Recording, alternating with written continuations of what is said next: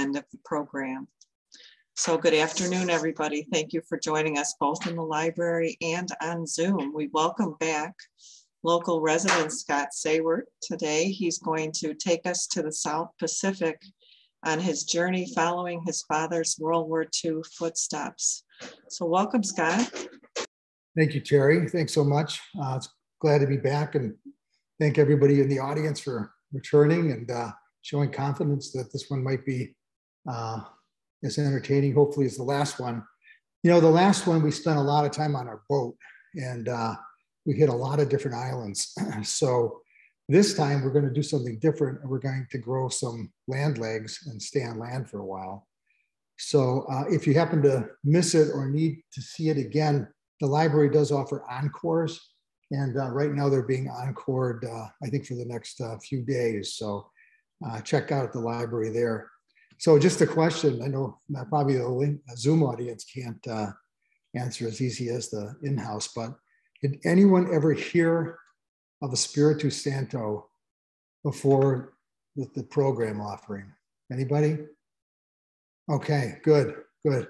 Well, hopefully everybody will know a lot more about Espiritu Santo after this, but we'll go into it. It was a significant naval base and a military base during World War II. But we will, I think you will learn quite a bit about it. You know, just to review things, and it looks like my screen froze here, so let me just quickly fix it for you. Okay. Just a quick review. It follows my father's footsteps and also my mother's engagements with him during the 3.5 years he was gone. She was 17 and a half and he was 19 and a half at Pearl Harbor. So last week we talked about it. 11 months later, he was inducted, and his service was in the Pacific, as you know. He put together this little metal box, and on the far right by the dog tag, there's a disc which shows the engineering engineering logo that they each branch was had its own designation. There's the medals where he served. He was in South Pacific, in Philippines, and in Japan. The bronze middle plaque is actually his shoulder patch, was the Americal Division. So that gives you a little background about where he was and what he did. They preserved things. They each had their own scrapbook. His was the swashbuckler up on top, and hers was the lady in the nice dress on the bottom. There's no surprise there. If you're looking to find out where your relatives or friends or people of interest may have, how they served, you can go to their separation papers, which is commonly known as the DD-214. And there they'll give a brief outline of what, when they were inducted, when they were released, the ranks that they achieved and the months that they were in. Also where they served. The back, oh, and sorry about flipping it so fast, but the backside gives more detailed information about the actual units that they were in, and they fingerprinted them and then finally released them on the back. So that's a start if you want to check things out. I was lucky that my father and his colleague, Roman Click, Roman was the head of the administrative office in the headquarters and supply of the 353rd Engineering Battalion. So he collected records. They did reunions. They did, I think, 2 or 3 in Chicago. They did, I think, 1 in Michigan and 1 in Indiana. But on this website, we updated it. He and his son originally made it in the 90s, but we updated it recently. And when I change the slide, you can see the website number or the website name. It's a long website, but it's easy to remember, I think. World War II, U.S. Army Corps of Engineers, southpacific.org. So if you want more detail about those particular engineering regiments and battalions and what they did in the Pacific, you can get more information there. So we're going to follow his footsteps. So last time we left New Caledonia, which is where we're going to go next week. And we went to Vanuatu, Russell Islands for about, I think it was about 6 months. And then we went to Guadalcanal for about 2. And then they went on a ship and went to Espiritu Santo. And that's where we're going today, New Hebrides, which is now called Vanuatu. The rest of this is a journey that Janet and I haven't made yet. We haven't gone to New Guinea, nor the Philippines, nor Japan. But that was the rest of his travels. And we showed this map. Oh, the map's coming up, but how we tried to link now what's happened, where he was and what he saw and what he did was by these letters. And these are all the volumes of letters. We brought one here. Each of the 2-ring binders up on top. In the beginning, he filled up a 2-ring binder with a matter of about 3 weeks. So as he progressed through time, you can see that there was less and less letter writing done, especially toward 1944 and 45. But all the letters are there. The letters, these are letters from my dad to my mom. We don't have it, vice versa. And the letters in the box were the letters he sent to his mother and sister. And that's what the letters look like. So we ended up reading them. My daughter and I, she did a history project, an honors project for college. And then she cataloged it. So I was lucky that all I had to do was take those dates of the islands we were going to be on and then read the letters. So I only had to read about 600 or so, or a minor amount compared to her. That was from last week as well, but it was a big deal. The postman would deliver her letters at the bank where she worked. So that's a picture of her reading one of the letters that's in the book. The journey shows what we're going to do today is from the white box from the Solomons, there's 2 stops there, Vanuatu, then Guadalcanal. Now we're going back down out of the box toward Vanuatu. You can see it on the bottom there. But as I mentioned last time, if you hadn't heard, if you're new to it, that journey was equal to going around the one revolution of the entire world one time on the equator. It's about 24,000 miles. A little close up of where we're going so you can see it's close to Australia, relatively speaking. There's New Caledonia, right there. Here's Vanuatu, Fiji, Solomon Islands. And where we'll be going is in Vanuatu, it'll be that larger island toward the left. That's Espiritu Santo. And then actually next week, we'll be coming down to New Caledonia. So Janet and I, we took a trip. It's not easy to get there, as you might imagine. But we went from Aniara, Guadalcanal, and flew to Nadi, Fiji, which was on the map before. And then from Nadi, Fiji, we went to Port Vila, which is in Vanuatu, and that happens to be the capital. And in a fat, it's called a fate. And from there, then we flew to Luganville, which is in Espiritu Santo. That just briefly shows you how the and then went west up to Vanuatu. The final leg next week will be dropping down to New Caledonia. And the island itself is, I think it's the largest island in Vanuatu's chains. It was, the current population is 18,000. And we'll keep that in mind because I'll mention something later about how the war had an effect on it. It was discovered around the early 1600s. And what happened there was in 1906, the French and the English both occupied the island. They called it a condominium arrangement where the British had one portion of it and the French had another portion of it. That meant the French spoke French, had French laws, had French schools, had French government, and the English had English language, English law, English schools, and English government. So they called it a condominium, but the locals called it pandemonium.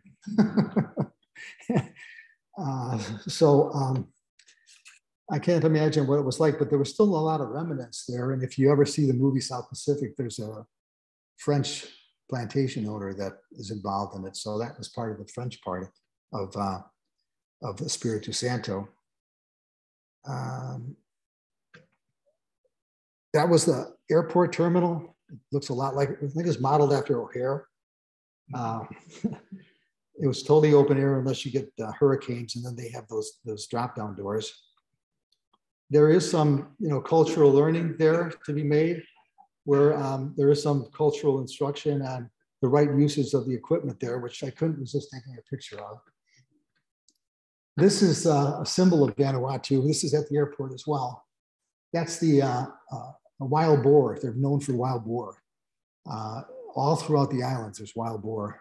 And the original inhabitants would have, their wealth was measured by boar, how many boar they had. So that's a representation of the wild boar tooth. And as the boars get older, the teeth will turn in on themselves and they start to make circles. So that would be a representation of a very old boar. And if you remember, if you see the South Pacific movie, Luther Billis, who's kind of the wheeler dealer, he has bracelets of those, and he tries to accumulate more of those. So that's a symbol of the Vanuatu. The airport we flew in on was actually a bomber field, Bomber 2. It was the longest one there at 7,000 feet. And this was a World War II picture of what the airfield looked like at that time. Looks quite different today, but that's what it looked like. And we go into really Michener. And Michener, this was really his island. He was a lieutenant commander in World War II early on. He was stationed at various islands, but I think he spent most of his time here on Espiritu Santo. He wrote the book, Tales of the South Pacific, which the Broadway play and the movie is based on. In the book, I read it kind of after we went on the trip, but nevertheless, I read it. And it depicts, it's kind of like two themes in it. One is the waste of war, and two, the racial and cultural biases that I guess he observed or he had or whatever, but he depicted that in the book. There's different characters in the book. The book has a lot more characters in it. The Broadway play and the movie really condensed a lot of the characters into like maybe 5 or 6 main ones, but the original book had double that in characters. And it's really well worth reading it because why this is so interesting to me is a lot of the places he details that he went or somebody went that he knew of. My father was there too, like the Sege Airfield. Benica too, and then also Guadalcanal and New Caledonia. So they were there not at the same time, but they were there nevertheless during that time period. So let's go through the timeline. The book was written about 46. It was published in 47. It received I'll go back to the book, a Pulitzer Prize in 48. And in 49, they made the Broadway show of it. So, oops. Now we're at the movie and really the Broadway show, which is the movie's based off the Broadway show. So you have Mitzi Gaynor there, you have Rossano Brazzi, and they narrowed it down to the characters, which has an undertone of the waste of war, but it's not as strong as the tones of the racial and cultural biases that in some cases were observed in the South Pacific. Very important island. It was a major base, so major that the code name was called Button. It's Button Base, B-O-T-T-O-N. And that's Halsey and Nimitz there. So I think Halsey's on the right and Nimitz is on the left. Both of them operated out of there. I think Nimitz also was out of New Caledonia in Australia, but that was a picture of them meeting on one of the ships in the harbor there. in Espiritu Santo. And also Eleanor Roosevelt made a trip there too in 1943 to support the troops. And then my dad came to support the troops in 44. He came in December, which was, if you recall, about the time of the Battle of the Bulge in Europe. And he left in June, which the Germans had already surrendered in May. So that was his tenure on Espiritu. This is kind of an eye chart, but what I wanted to demonstrate to you is there's Luganville at the bottom there. Oops, sorry, should be the pointer. Here's Luganville down here. All of these events or all of these operations were conducted there. So you've got basically 4 airfields, 3 of them are bombers, which was probably one of the largest numbers they had in the South Pacific. They had a dry docks to repair ships. They had a PT boat base. They had a seaplane base right here. They had fuel farms over here where they stored fuel and magazines for mines and for our munitions. There was, like I said, ship repairs, smaller dry docks. There is something I didn't know about because it was not in the Navy, but a degaussing facility, which demagnetizes the hulls. There were 3 hospitals there, which we'll actually visit one of what's left of it. And the channel there is pretty obvious where the fleet would stay. It was used for recreation and rest, getting out of the battles for a while and then going back. So this is what that area that was closest to the channel looked like. It was loaded with buildings, Quonset huts. They built those, obviously, those the squared off structures are all man-made ports, docks. I think the lower left-hand corner picture is really curious because I counted 20 ships there, and that was just a portion of them there. So it was just a major base for the Navy and for all the services. That's a picture where I showed you of the seaplane base at that little point. Those were World War II seaplanes that were being serviced. And with the help of Valor Tours, we ended up at the Espiritu, which is a wonderful little hotel. Our tour bus is on the right there. It's open air typically. I think, like I said, if you have a hurricane, that's when you would have the doors shut. But other than that, they're always open. It has a bar, a dining room, an outdoor pool, a breakfast area, and then naturally the housing. But the interesting thing was when I asked Vicki at Valor Tours, we want to go here, she said, like, nobody's asked me to go there for 20 years. So it used to be a popular spot because all the servicemen had been there. Many servicemen had been there. But when they weren't able to go anymore, it kind of just faded out of history. So we're trying to just make sure history's brought back again. This was the breakfast room. So you can look through into the dining room. Very comfortable, very casual. On the right side there, the museum had some displays there, and they were promoting the museum right there. When we went swimming, you had the mural of the local birds watching you, which was really colorful and joyful. Naturally, the food, fresh vegetables and fresh fish and fresh fruits and rice and just amazing biscuits and wonderful food there. So wonderful that we asked our server to send, her name was, if she would take us around town because there was like an open market, almost like a farmer's market. So she could let us know what's all there because it's so different than the things we see.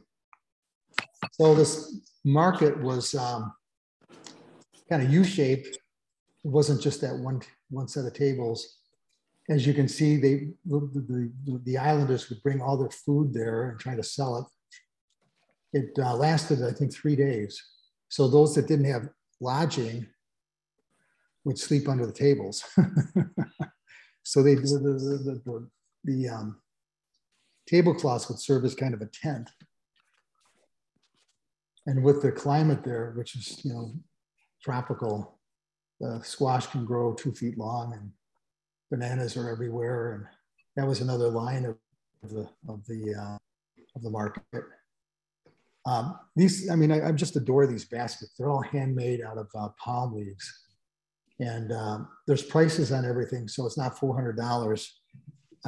One Vanuatu is about $1 is about 100 Vanuatu. So if you look at that, these vegetables, root vegetables, are 400s or $4.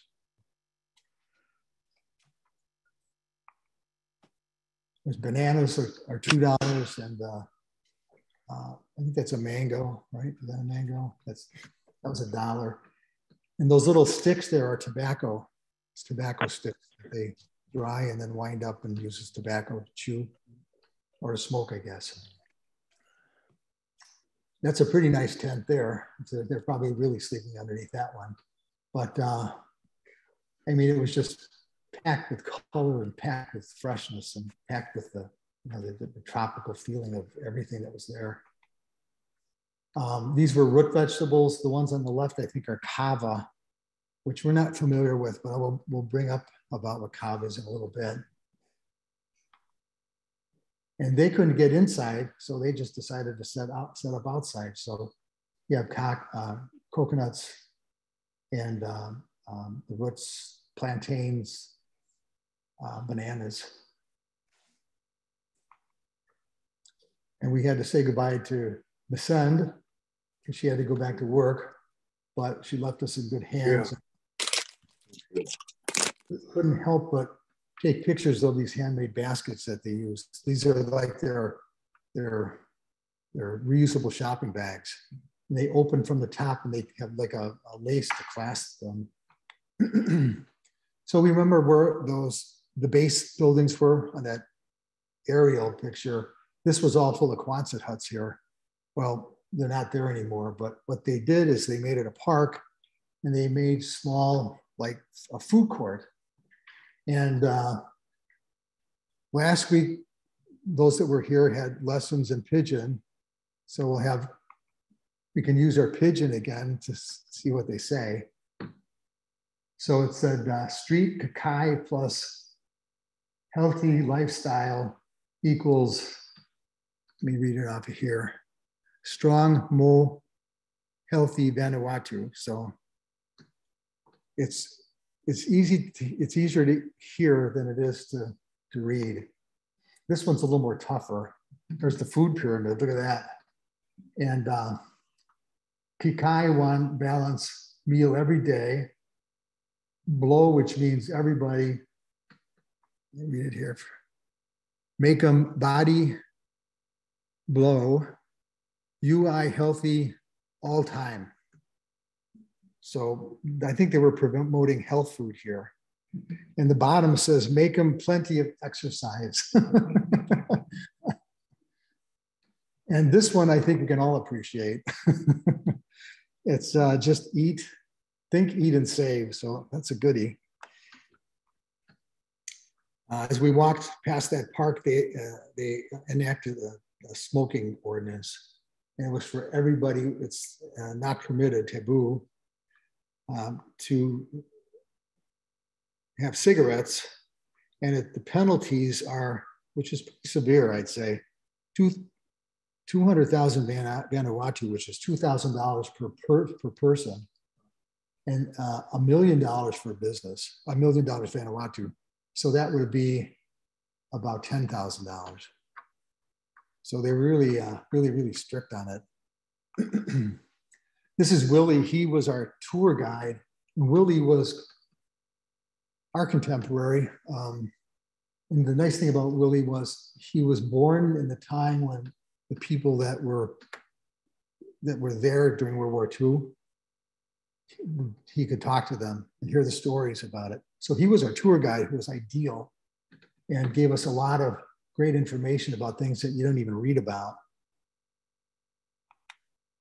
So we started off seeing some of the old Quonsets. Some of them are still there. And I think I've got a little video, and I don't want to make you a little dizzy with it, but we want to just hear what he says because my camera wasn't in the. Yeah, like copra, we call it copra. Export. We export cocoa bean. Oh yeah. They make a chocolate out of the cocoa bean, and we export coffee. Coffee. We export kava because the kava is a new crop they're coming up. So we export a lot of kava. What does kava do for you? A lot of people drinking kava. What does it do for you? Does it make you Which part of America you come from? Chicago. Chicago. If you go to New York, there's one of the kava bar in New York. Oh yeah. They can drink in kava. What the newest thing to do? We export a lot of kava to the US. We don't have it by us yet. Does it make you happy? Huh? Kava is like a drug. You drink and It's like a drug. It's like marijuana. Like marijuana, you feel good and you feel. So I hope you got some of that. They export coffee, they export meat, they export the coconut, inside of the coconut, which is copra. They export kava, and that's their greatest growing market. And I never heard of kava. We have some on the table, but he asked us, well, where are you from? Because he didn't tell. I was trying to prod him out, try to get the information out of him because I had an idea what it was. And he was a great politician, but he finally said, where are you from? We said, Chicago. So he said, well, New York, it's very popular in New York City. And kava's a root, it means pepper. And we talked about the betel nuts last time, where the Solomon Islanders like to chew betel nuts and they gave them, it makes them feel happy, but they spit it out. Well, here they used to do betel nuts because Bloody Mary used to chew betel nuts in the song, but kava's much more of a, what would you say, a parlor type stimulant. So there's kava bars in New York City, and we had tried it. Jen and I had tried it. He recommended us not try it, especially there being alone, because we were by ourselves on this tour.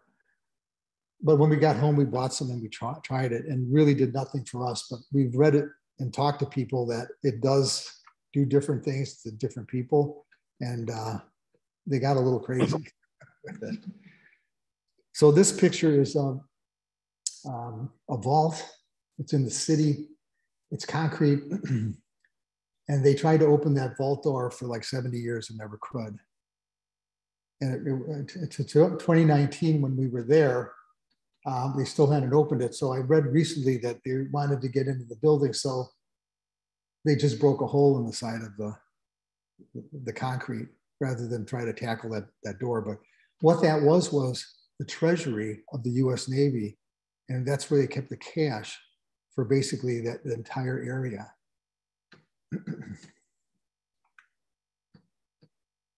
From there, Willie took us over to WWII Cultural Park, and a little preface. We'll get into Willie's video in a second, but a chief from one of the Vanuatu Islands wanted to come on Espiritu. He wanted to grow crops, so he ended up. I guess the tribe ended up buying this plot of land, and it was quite a few acres.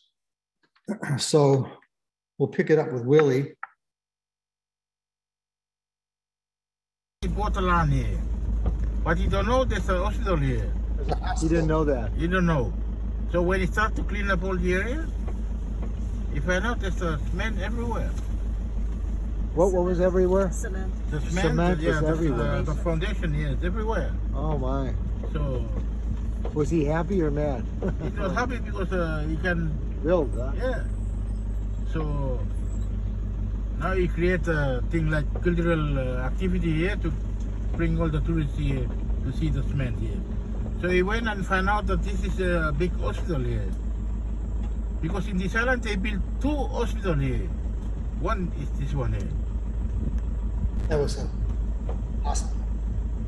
I have to find out more of the history of the group here, than what they did. I don't have a lot of history, but they built hospitals everywhere they went, so they may have built one of these. So here's concrete, right? That's the concrete. So we'll turn into see it. That was a foundation for a hospital building. So the structure's gone. But this whole area was like a subdivision without houses. You could just see concrete. So this was one of the hospitals here, or no? This is one of the part of the hospital here. Part of it. So he ended up buying a place that was probably 30 to 40% concrete. So he couldn't raise crops. So there's the chief there. And I guess they're fairly good at being entrepreneurs because figured it out with all that concrete, they could have a cultural area. So when the Australian cruise ships came in, they could offer that as a stop and then perform programs of dancing and different cultural activities that they had. And that's what they did. Oh, we got a frozen screen here. So let me fix that.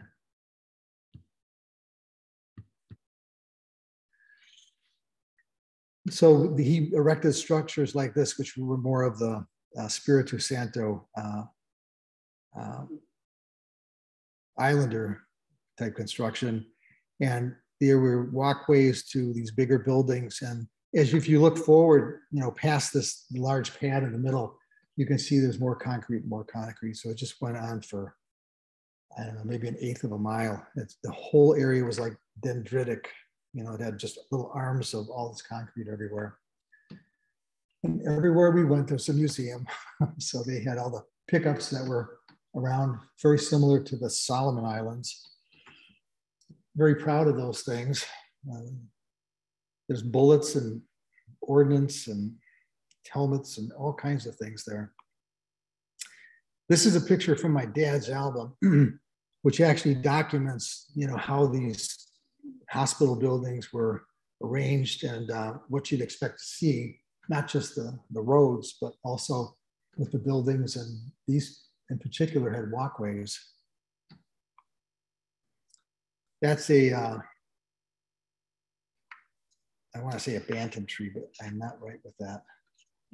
Is it banyan? Banyan tree, that's right, Janet, thank you. A banyan tree is like a symbiotic tree. It starts growing around an existing tree, and then it roots from the bottom, and it continues to make its own structure until at some point in time, the original tree may die, but because of all the interlacing of the individual tree trunks, it becomes a tree by itself.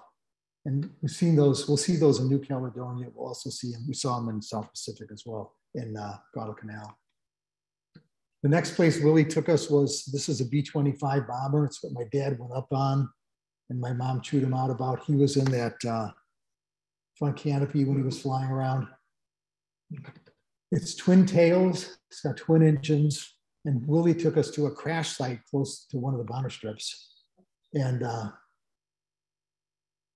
the whitish items are all pieces of the aircraft. It must have really gone down hard because it basically disintegrated throughout that whole area.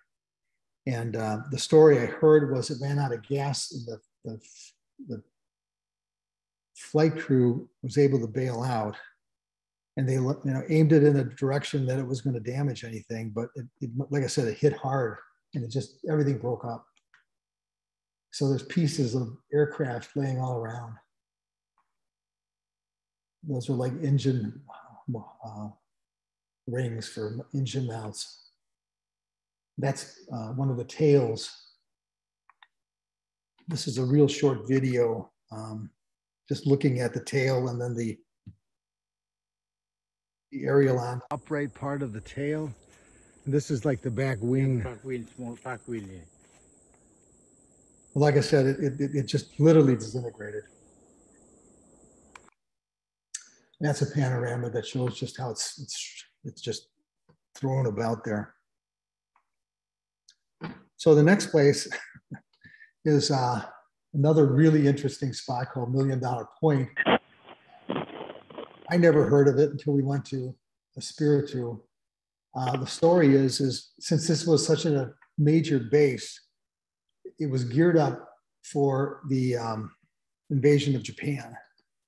And with the invasion of Japan, they had to have a tremendous amount of material because they were expecting the worst fighting ever. So they geared up with machinery and parts and anything they possibly thought they could have. Much of it was stored here in Espiritu. And then the bomb dropped, saved millions of lives for everybody. But they had all the equipment here. And it was decided not to take it back, which is pretty typical, I think, of what we do. So the commander offered to the English and to the French the equipment.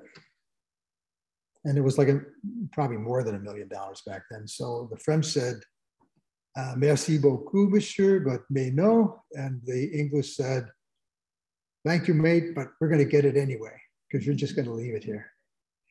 So, you know, I don't know who the commander was. I'd kind of like to know more of the story, but he ordered the equipment to be dropped off piers and out of barges at a particular spot, which is now called $1 Million Point. That's why it's called $1 Million. He offered it to them for like 5 cents on the dollar. For $1 million, it would have been $50,000. And you'll see they would have gotten their money's worth if they would have bought it. So we just drive along there. You look at the beach, it sounds like, wow, that's really a cool beach, cool coral beach.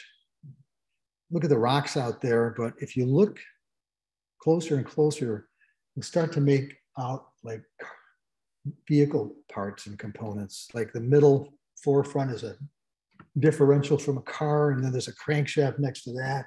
But it all really today looks like it's part of it's incorporated into the landscape. This might be hopefully this will be good on Zoom too, but I walked parts of the beach and it just gives you an idea. Anything that's brown is steel.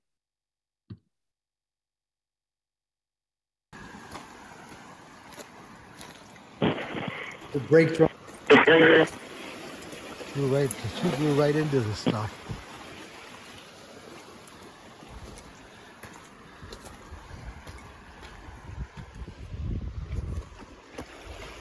Steel everywhere.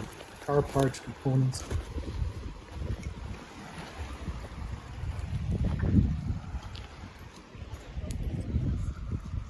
There are a lot of it.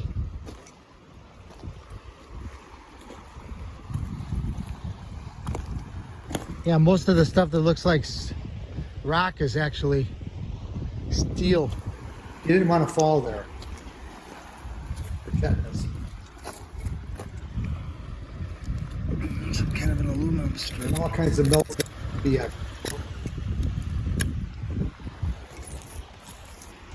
It's Aircraft. Arson matting. Steel. Only See steel. that again.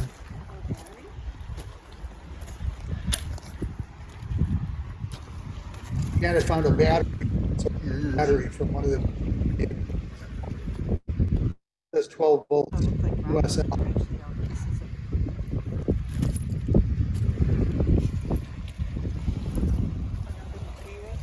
Yeah. Here's a cylinder. More than likely. That guy's pretty smart. That was on that video. So it's kind of an interesting pier where they threw the stuff off, because one side has all this material in it, the other side is pretty much pristine, but that's the mat that they would lay down coral airfields so that it would even out the coral and then also make it a better, I think, reliable traction for the aircraft. And you can see they're actually getting incorporated into like a coral colony there. I did a real quick video. Marsden aircraft or airport building material. Point then turn over toward where all the other wash up there. And what's left of, you know, at $1 Million Point is just a lighthouse and a place that you can go scuba diving or snorkeling. The Marsden mat is depicted there. It was 10-foot section by 15 inches. It allowed drainage, obviously from the water. And the museum claims that the US made 2 million tons of it and used it in the South Pacific.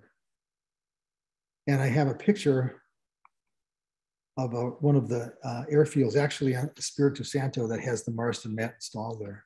So that's what it looked like. And I remember my dad talking about, they laid a lot of that stuff down. So that's $1 Million Point. That's its, not a $1 million building. From this point, I want to just run this short video. Point, you can see Valley High. Oh yeah. So that part of the beach is Valley High Island. Valley High Island.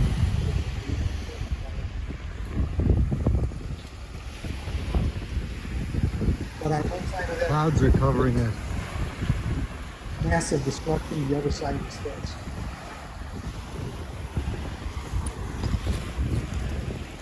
So Valley High, that's an active volcano. So you're only looking at probably a third of it. It started to act like it was going to erupt in 2005. In 2017, they evacuated the 11,000 people from the island and dispersed them throughout all the islands in Espiritu. But that plays a big part in World War II because most of the women were taken off the island and sent to Valley High so they wouldn't be able to interact with the servicemen and women there. So it was their hedge fund in making sure that life will continue, I think. So that's a little introduction to Valley High. But I made some, took some pictures of if you snorkel or if you dive in at $1 Million Point, what you're going to see. So these divers have taken most of these pictures, but there's a tremendous number of vehicles down there. There's Jeeps and trucks, and there's dump trucks. I think that the brown picture on your screen there is at lower tide, how much more material is really washing up. And if you keep looking, you'll see material. There's like a pier platform up on top. Look at the truck on its top underwater. There's also some ships down there, some smaller ships that they sunk that they didn't want to keep. Up on top there's a tractor, and you can see some more of the hulls of ships. So it's a really popular dive place just because of that $1 Million Point. And finally, I think this is the Jeep my dad was driving earlier. Looks like it anyway. But very interesting, and it's just amazing what's in that ocean right there. So now we're going to do, this is Luganville. So we're kind of traveling up. The next thing we're going to do is see the President Coolidge, because we've just been at $1 Million Point right down there with the tip. And we're going to go back to see the Coolidge.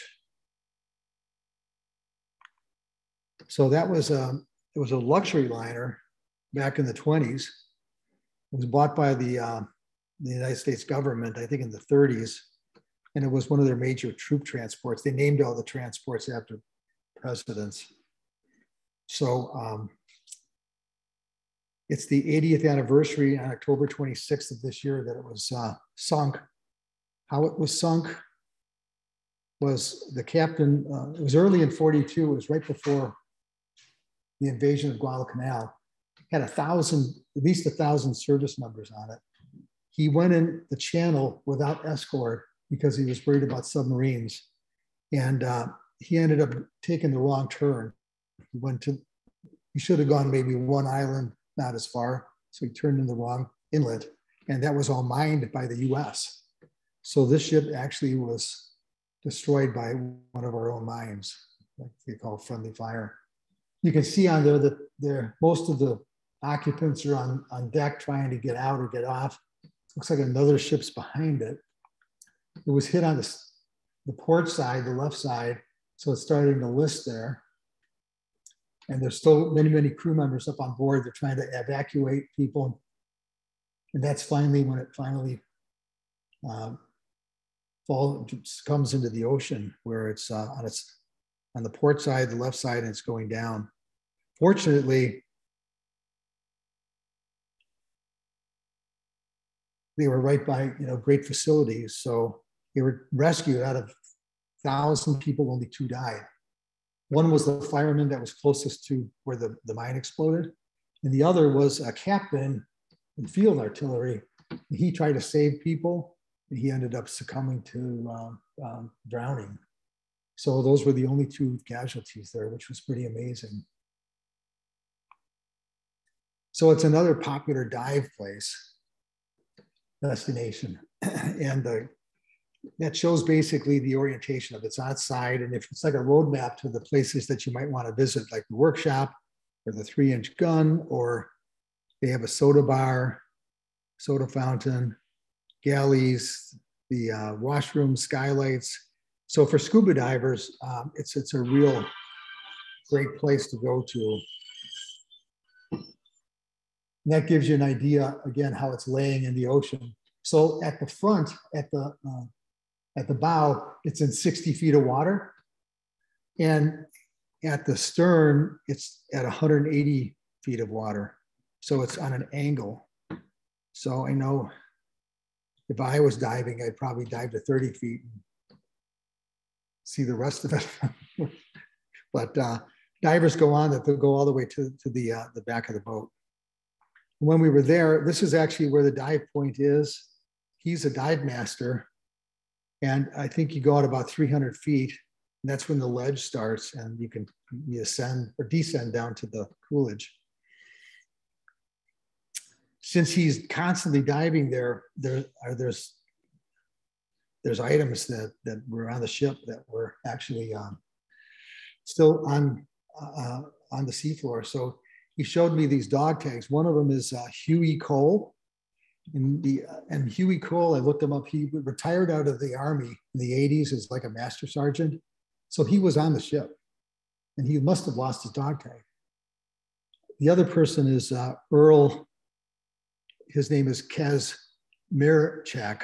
And I tried to do research on him, but I couldn't find it. But he was from, I think, New Jersey.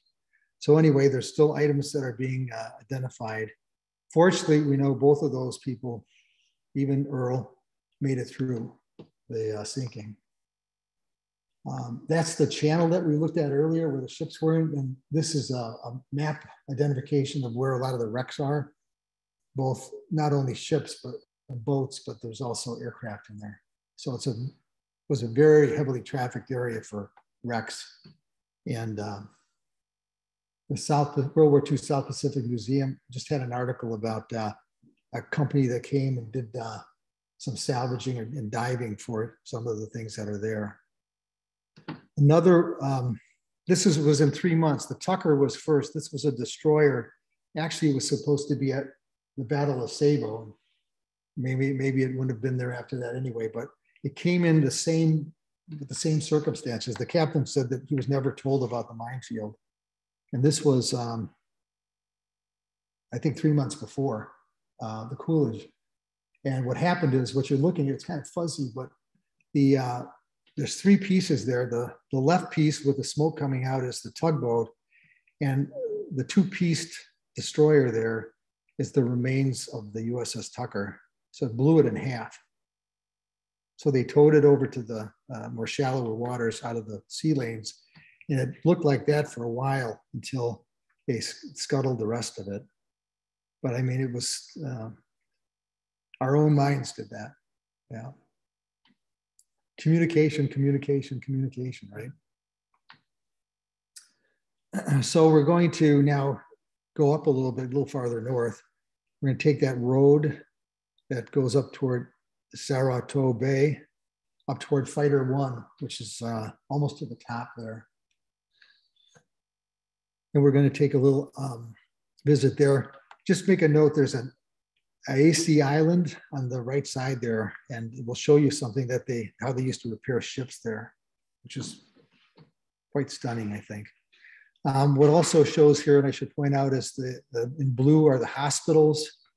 And there's also a building that they call for the engineers. So that's where my father stayed. And there's the base HQ on the very bottom. So it gives you a little better layout than that other map did, because the other map just trying to show you everything that was there. So this is Turtle Bay. This was the first airstrip there.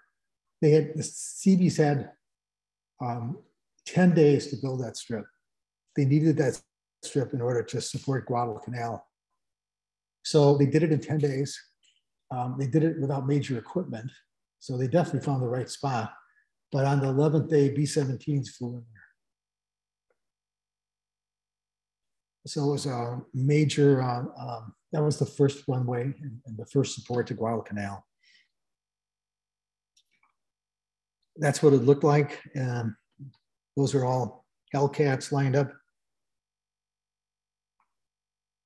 And we mentioned about Baba Black Sheep program and the Black Sheep Squadron.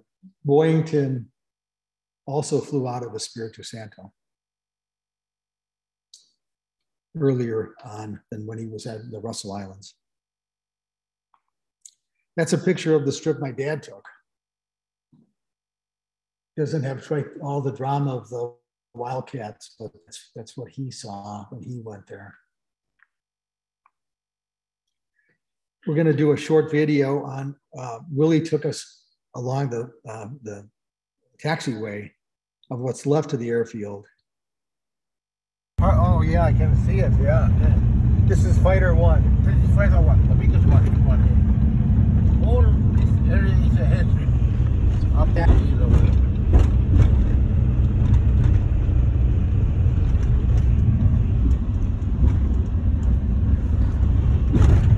So all these roads on the side were part of the airstrip? Which one?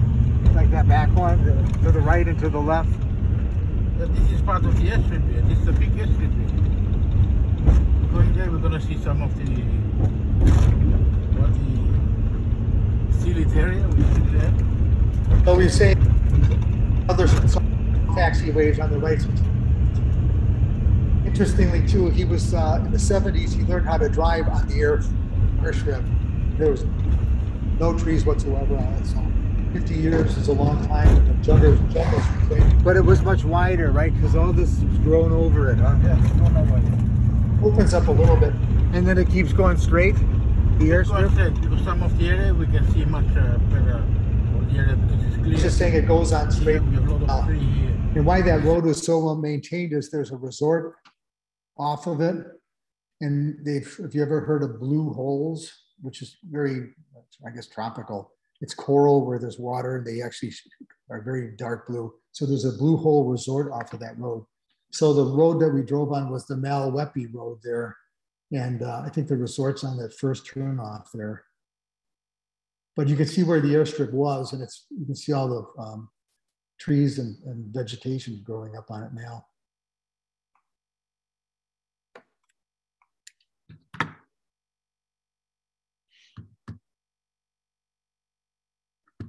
So that gets us back to coming back down and getting back to Michener. It was his island. I mentioned 46, he wrote the book. So Willie told us, and it's never been, I've never read it, but I take him as the source that Michener lived there after World War II. And he rented out a shack. And he wrote the book looking at Bali High, or it's called Ambe Island. It's actually called Ambea. So he wrote the book there in a shack, and next to him in that lot was Bloody Mary. She lived right next to him. So while we always hear most books are fictional, most fiction's based off of fact, and I think that a lot of this was actually true. What Willie told me that she died at 102 in New Caledonia, but this was part of her property. There's no structures that remain there. And like I said, next to it, on the other side of the fence was the property that Michener leased. And there is a small house there. We couldn't go down to it because it's owned by an Australian. So, but that just, to me, lends a tremendous amount of background into the whole story and what happened there. Bloody Mary sold grass skirts. And in the book, Luther Billis sold grass skirts, and they were in competition. And that's in the movie. He did that. So my father bought a grass skirt there and sent it back to my mom. So that's my mom modeling it for him and sent the picture back. So it would be interesting to look at the label to see if it says Luther Billis or if it says Bloody Mary, where it came from. And then since we had the northern point, we came back into town and visited the World War II South Pacific Museum. It's a temporary museum. They were very accommodating. It's the curator and her assistant. It's currently like a one room, so it's a pretty easy, quick see. And they have a lot of things that were used for World War II, memorabilia that were sent there from US and maybe Australia as well, because they were part of it. Here's a slight video. Not only Michener was there, but this starts off with showing that Gene Roddenberry from Star Trek was another naval personnel that was on there. So you can see Star Trek there. Bollington, yeah.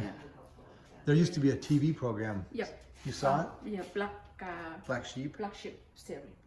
Well, I wish you were closer. I could give you a bunch of stuff like this. Right, Janet? I wish you were too. That's when you could give you some of this stuff. But I'll share this with some people and hopefully they'll come here. Like I said, if you could get... So basically, you saw most of it. I think most of it's in storage.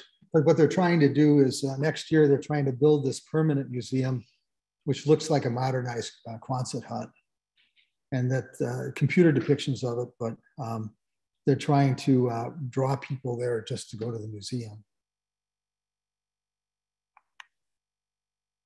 And we're going to go back then we're already in Luganville. At the bottom there of the channel on the north side, there's a PT boat base. So that's where the location of the museum is. And then the bomber field. So you can see Bomber 3 is on the left. That was the Luganville airport up until the 70s. They stopped using it because it's higher up. And like you saw with Valley High, like the fog and the clouds come in. So it was difficult. It was much less used because of that fact that there was always fog. There's Bomber 2, which is what we flew into, which is the Pecos Santos International. And then Bomber 1, which was out near that point. And here's a sentry at, it actually was Torpedo Base 2. So I think maybe McHale's Navy was there, if you remember McHale's Navy, I'm not sure. Because they always talked about New Caledonia. So maybe Base 1 was in New Caledonia. And that's what the base looked like with the Quonset huts. Those PT boats are about 2 or 3 abreast there. So there's 4 or 5 of them there. And that's the base they sailed under. This was Bomber 1, so that was the one on the far right. So it was, the order being built was Turtle Bay, the Turtle Bay that we just saw, and this one was built. And then they built Luganville Bomber 2, and then finally Bomber 3. That's what Bomber 3 looked like. And what they did there was they used a lot of heavy equipment there. So there was mostly a maintenance of the runways and then building roads. And I remember Willie telling us that they never have to do repair on the roads because the concrete and the materials, the engineering that they used on it was just almost forever. So hopefully that tractor on the right, the little tractor, wasn't the one we saw on its head in the $1 Million Point, but it could be. He also took pictures of P-38 there on the airfield. He was always fond of P-38s. And that's him on the upper left. Right there, he's a sergeant now, so he keeps going up in rank. Believe it or not, I said there's 18,000 people there now, right? When the base was at its peak, there was 100,000 servicemen and women there.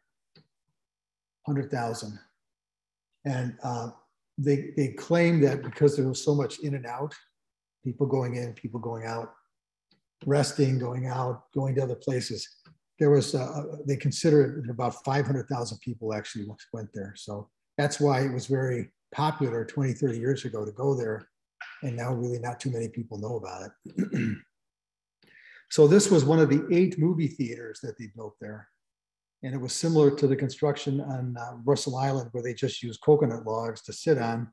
And when you're 20 years old, that's not such a bad thing. But while he was there, there was a USO show. And that particular performer is a nice Irish lady called Martha O'Driscoll. Behind her is Bob Hope.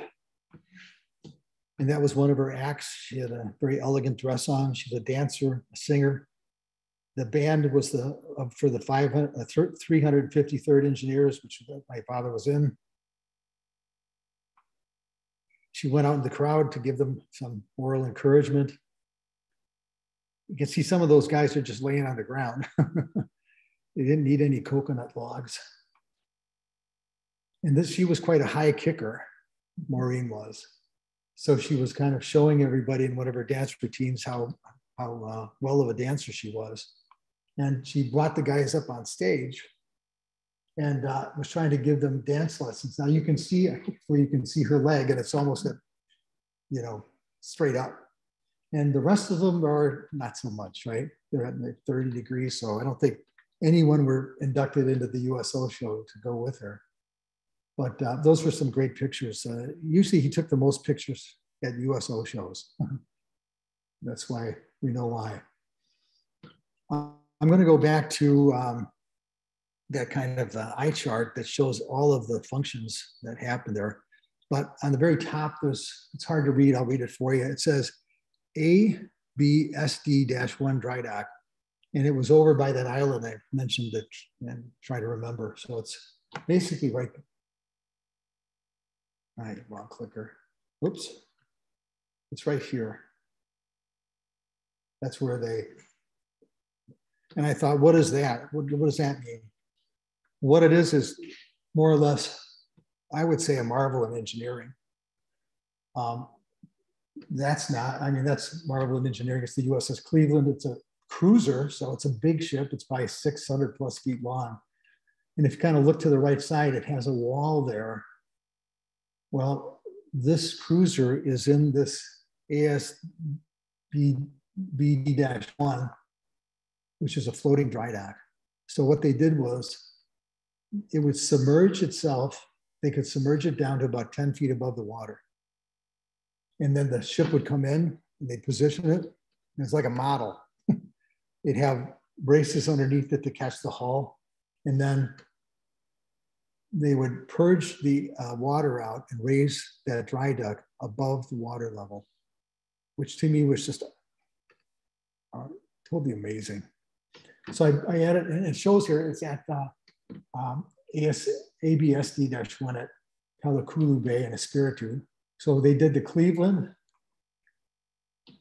Here's the same deck with 2 ships on it that they're fixing. And you can see it's raised out of the water. This was the USS Nashville, another cruiser. You can see how much room's left. That's a cruiser. There's probably another 200 plus feet there. So I'll show you what they can accommodate fully. So that one had damage. Can't read it because of the closed captioning, but it had hull damage from bombings. So they brought it back and they were able to repair it. The USS Iowa, it's a battleship, which is probably another 100 feet longer, was in there. And aircraft carriers. So,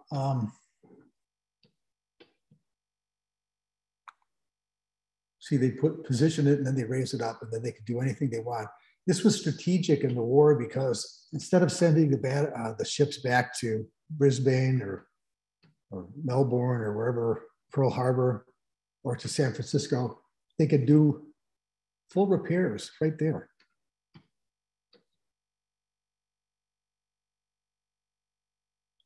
So I always tend to think about, you know, the greatest generation, which, you know, they said what my father's generation was in. But somebody had I get kind of tearful on it because it's, I don't know why, it's just me. But the generation before that, their parents, they're the ones that more or less built all this stuff and enabled them to be so successful. Because it wasn't the 20-year-old engineers that could do that. That was the 40, 50-year-olds. So I wanted to share that with you. That was kind of like, we're wrapping it up, but that was kind of like one of the eighth wonders of the war for me, to just see that. So we then, after that, left, we went back to the airport, and you can see their canoe flower box there, which I thought Janet wanted to take one home, but wouldn't fit in our luggage. The museum had some displays there to, you know, draw people to try to go there and be a part of it. There's some of that Marston mat on the bottom. And that's a fairly good picture of the field, the international field that we're on now. And we took Air Vanuatu, which was a twin prop. We went back to Port Vila, which was a base as well. It was a base. It was farther away than Espiritu Santo. It wasn't as utilized as much, but nevertheless was a base. So we stayed at this beautiful little villa. We stayed on the bottom floor. It was called the SS College Room, and we wanted to be sure that it wasn't going to sink into the ocean. So they made sure that they calmed us down and said it's not going to go into the ocean. But what was beautiful about it is we're about 30 feet off of the ocean bay water. And the wall that you're looking at, but the opposite wall facing the bay had like accordion walls, so we could actually open the whole wall up. And the whole entire room was faced the bay, and you could have it like a large open door. We went to a restaurant, and there's still a lot of artifacts there. The restaurant owner happened to own this other ship we'll see in a minute. But Janet was doing a little practice there before we had our appetizers. There was a 3-masted schooner out in the harbor. And we're starting to warm up to the South Pacific sunsets again. The ship you see in the distance was a Coast Guard ship that was made in World War II, was left there. And currently it's a floating museum and also a banquet hall. So you can rent that out. And I'm going to have to end it today with one of those spectacular South Sea skyscapes that just lure you in. So that finishes the presentation on Espiritu. I hope you know a little bit more about it than when you started, and because it's a fascinating place. So we hope you can join us. A totally different experience, French culture, and all that. So quite different than the Polynesian type culture that we exhibited here. So with that, I can stop and entertain any questions that you might have. Scott, I want to remind you to repeat the questions if you have questions from the library audience. And I'm curious that building with the vault, when they opened the side of the wall, did they find cash? Did they find any cash? No, I think they found a naval officer's cap, and that was about it. Yeah, it was empty. It was empty, Terry, and that was kind of like the how would you say it? The Al Capone, finding Al Capone's vault. So they were all kind of interested to see if it was like a time capsule in there. But I think other than some shelving and stuff like that, everything was gone. The cash was definitely gone. So they probably paid all the servicemen.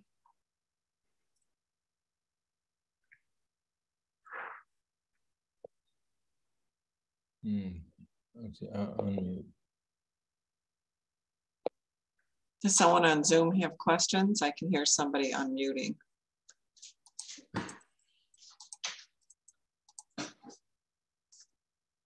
All right, if you're on Zoom, you can either unmute or type in your questions to chat. Are there questions in the library, Scott? Right now, we're set. We're no questions right now, Terry.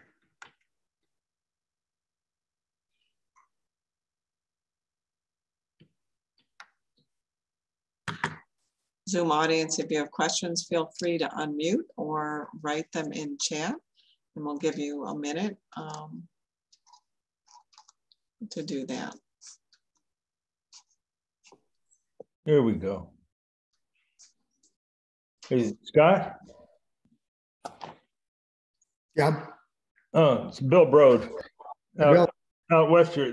One of the things that amazed me, and I was able to get sections of this for numbers, was the American ingenuity in the creativeness of what our soul, just like that floating dry dock and what it meant in the war to keep our ships afloat and in action. That just struck me as how flexible and creative our people were. Yeah, you're absolutely right, Bill. I had no idea that these existed, and actually they were still used. Some of them are still used today. Up in Scotland, I think they use one to do nuclear subs.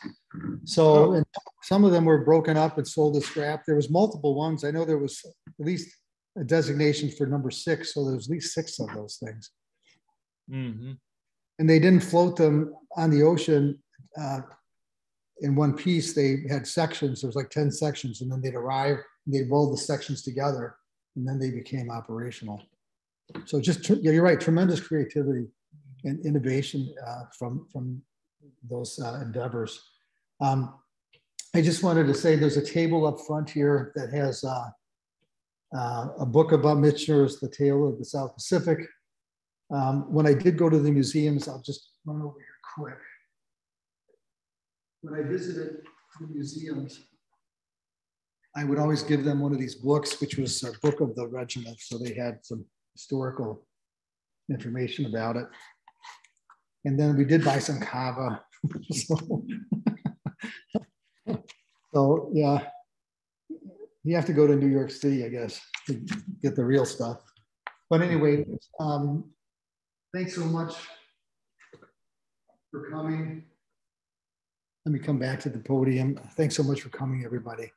Like I said, I'm so happy to share this information with you. I hope you find it interesting.